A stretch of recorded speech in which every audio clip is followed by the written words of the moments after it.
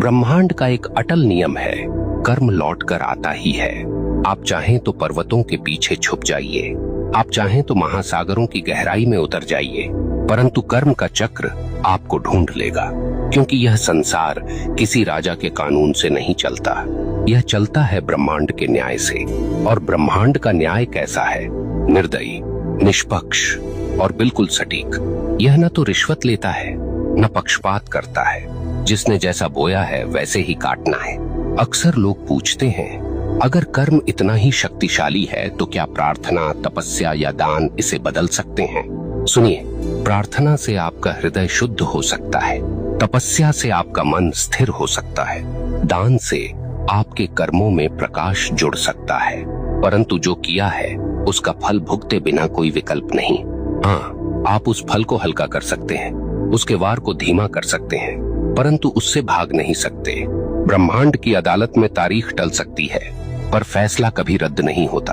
अब सोचिए, जब आप किसी इंसान के साथ अन्याय करते हैं तो वास्तव में क्या होता है? वह इंसान आपको कोसता है, उसकी आत्मा से निकली आह सीधी ब्रह्मांड तक पहुंचती है और ब्रह्मांड इसे दर्ज कर लेता है। अब वह आह आपके जीवन की राहों पर कांटे बनकर बिछती है। कभी वह आपके काम बिगाड़ देती है, कभी वह आपके घर में कलह भर देती है, कभी वह आपके मन को बेचैन कर देती है और आप सोचते हैं ये सब क्यों हो रहा है, पर आपको याद नहीं रहता कि आपने किसी और की राह काटी थी। आप भूल गए, पर ब्रह्मांड ने नहीं भुलाया। यहाँ एक बात और समझ लीजिए, कर्म केवल नकारात्मक नहीं होता। जैसे बुरा कर्म लौटता है, वैसे ही अच्छा कर्म भी लौटता है। कभी किसी को सच्चे दिल से सहारा दिया तो वह सहारा एक दिन आपके लिए दीवार बनकर खड़ा हो जाएगा।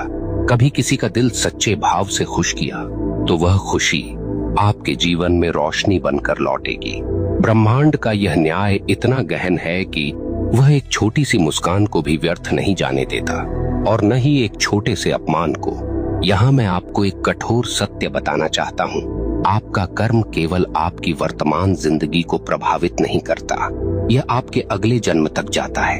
हाँ, जो कर्म आपने अधूरे छोड़े हैं, जो गलतियां आपने स्वीकार नहीं की, जो दोष आपने ढोए पर सुधारे नहीं, वे सब अगले जीवन में भी साथ चलते हैं। इसलिए कहा गया है, मनुष्य अपने कर्मों का वारिस है। आप सोचते हैं मैं तो मर जाऊंगा, इससे किसे फर्क पड़ेगा, परंतु मरने से कर्म का खाता बंद नहीं होता।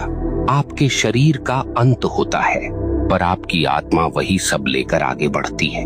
ब्रह्मांड तब तक चैन नहीं लेता जब तक आपको आपके कर्मों का फल न दिला दे।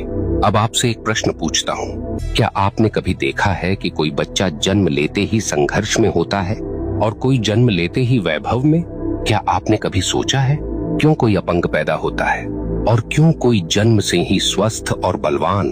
क्यों कोई भूख में जन्म लेता है और क्यों कोई सोने की थाली लेकर? यह सब संयोग नहीं, यह सब कर्म का लेखा है। ब्रह्मांड किसी को बिना कारण दुख या सुख नहीं देता। अब एक और गहरी बात, कर्म केवल व्यक्तिगत नहीं, सामूहिक भी होता है।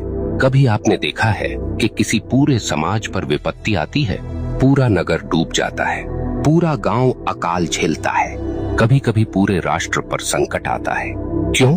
क्योंकि उस समाज के सामूहिक कर्म का परिणाम वही होता है। अगर लोग सामूहिक रूप से अन्याय करें, सामूहिक रूप से भ्रष्टाचार करें, सामूहिक रूप से निर्दोषों को सताएं, तो उसका फल सबको भुगतना पड़ता है।